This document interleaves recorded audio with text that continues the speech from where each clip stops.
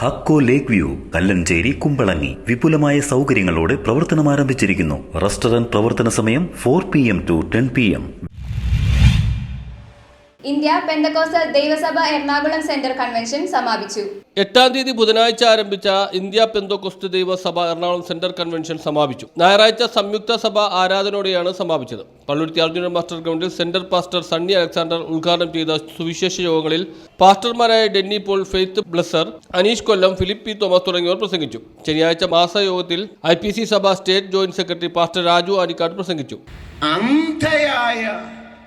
മണവാട്ടിയെന്നോ അന്ധയായ കാന്തയെന്നോ പൗലോസ്ലീഹായുടെ ഭാഷ്യമനുസരിച്ച് അന്ധയായ നിർമ്മല കന്യകയെന്നോ ഈ വെളിപ്പാട് പുസ്തകം 3-ാം അധ്യായത്തിലെ ഈ വാചകത്തെ നമുക്ക് വിവക്ഷിക്കാൻ.